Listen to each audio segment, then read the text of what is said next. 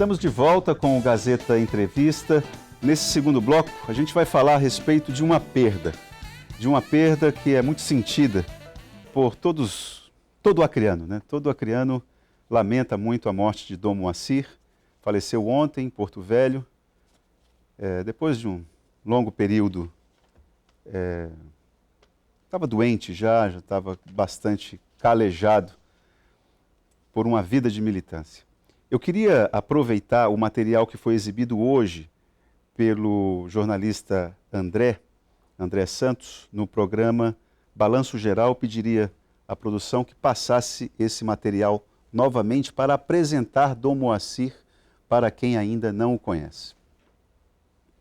Nascido em Araranguá, Santa Catarina, em 19 de janeiro de 1936, Dom Moacir Grech ingressou no Seminário da Ordem dos Servos de Maria, em Santa Catarina, em 1949, com apenas 7 anos. Em 1961, aos 25 anos, foi ordenado sacerdote. Em 17 de julho de 1972, Dom Moacir foi escolhido para ser o bispo da Diocese de Rio Branco pelo Papa Paulo VI. E foi aí que a história sacerdotal do bispo se confundiu com a forte atuação nos movimentos sociais e luta pelos mais pobres. Na capital Rio Branco, Dom Moacir foi um dos defensores e maiores divulgadores da teologia da libertação, corrente teológica filosófica de parte da Igreja Católica que defendia um cristianismo mais voltado para a defesa dos pobres e do combate à injustiça social. Foi nessa época que Dom Moacir teve contato estreito com sindicalistas como Chico Mendes e Marina Silva. Dom Moacir foi um dos criadores do Conselho Indigenista Missionário e da Comissão Pastoral da Terra, entidade que presidiu por 8 anos. O então bispo de Rio Branco teve papel fundamental na defesa de indígenas, seringueiros e trabalhadores rurais no estado e na luta pela condenação dos assassinos de Chico Mendes.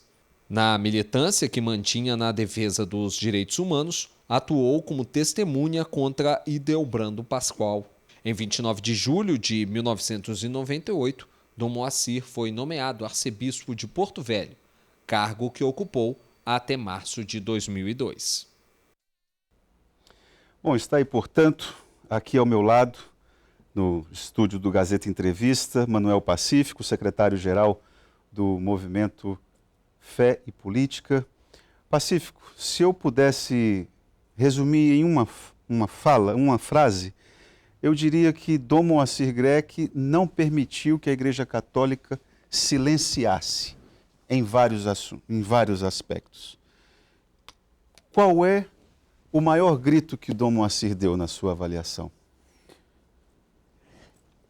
Bom, primeiramente gostaria de agradecer essa oportunidade aqui no programa Gazeta Entrevista, porque realmente esse assunto é um assunto da maior relevância para nós aqui que moramos nesse estado tão querido.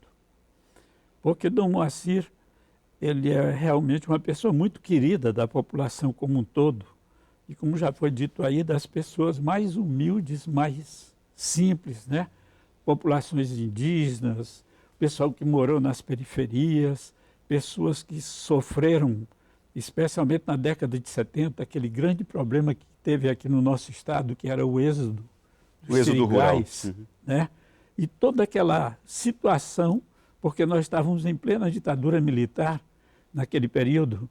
Quando Dom Moacir chega aqui, ele já de 1972 até 1998, grande parte desse período, ele pega o período, né, da ditadura.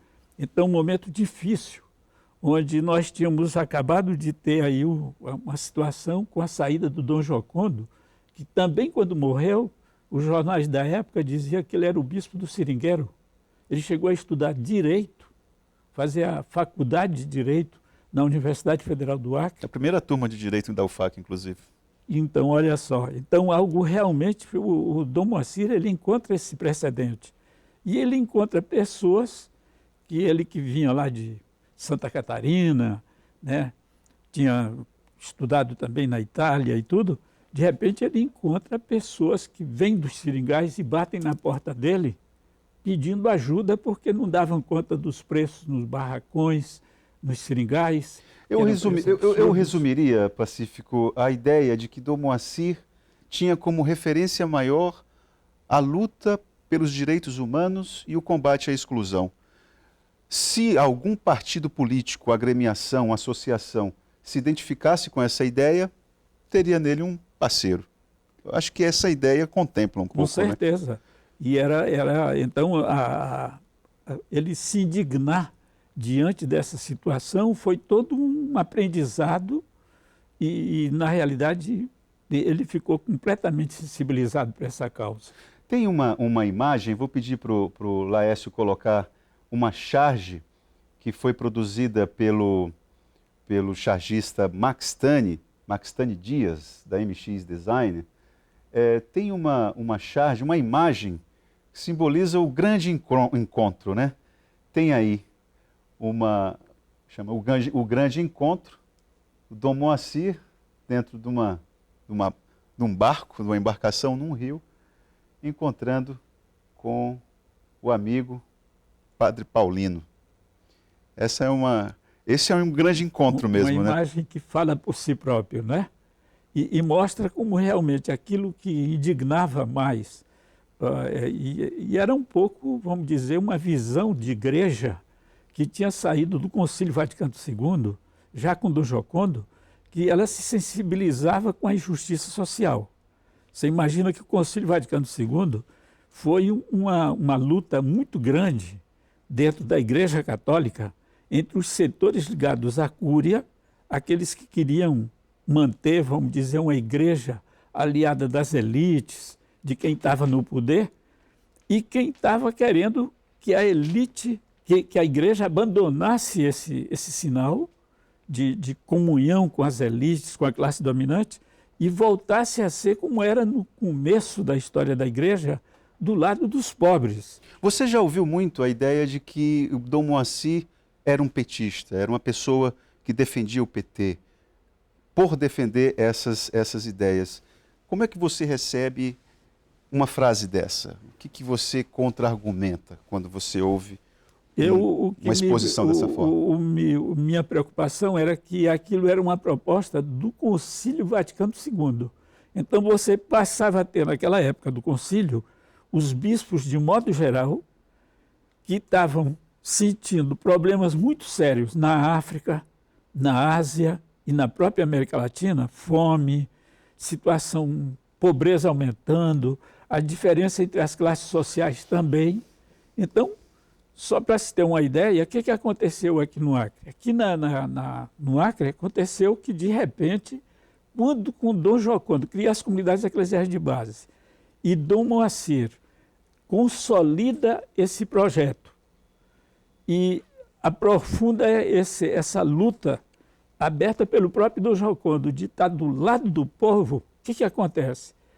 Tinha movimentos dentro da Universidade Federal que não tinha vínculo com nenhum partido, mas eram as cabeças pensantes, eram pessoas que se abriam para a questão ambiental, que se abriam para a questão de ter uma universidade voltada para a comunidade. Movimento e tal, popular. Né? Tinha gente das nossas periferias que estavam sofrendo na periferia das cidades e que o grande sonho deles era criar uma entidade como uma associação de moradores, ou de repente uma entidade de classe que estava tão, vamos dizer, não organizada, desorganizada, né? Que criava um sindicato. Então, de repente, os professores todos do Acre começam a lutar pelo sindicato na época professores. Era a ASPAC, depois é que se tornou o Sindicato dos Trabalhadores em Educação. Aí você via pessoas como o Padre Paulino, né, tomando essa bandeira. Você via gente, por exemplo, quando começou a acontecer com a venda das terras, o primeiro êxodo de famílias de dentro do estado do Acre, parece uma coisa assim que não é todo mundo que percebe. O primeiro grupo de famílias que chamou a atenção de todos, porque começou a provocar um êxodo dentro do município, aconteceu em Chapuri, com o padre José Carneiro, deu o primeiro grito, dizendo: na época, acho que ainda era Dom Jocondo, nós temos que pensar alguma coisa, porque está acontecendo aqui um fenômeno que não estava no... Ele observou isso, ele entendeu isso. Aí houve o Dom Jocondo, Dom Moacir, foi logo nesse período, faz uma reunião dos padres todos em Chapuri e sai uma carta pedindo que a Igreja do Acre passe a levar em consideração as dores dessa luta. Então não era luta partidária, os partidos, inclusive, não estavam com esse formato que se passou a ter nos anos posteriores. No tempo do regime militar era Arena e MDB.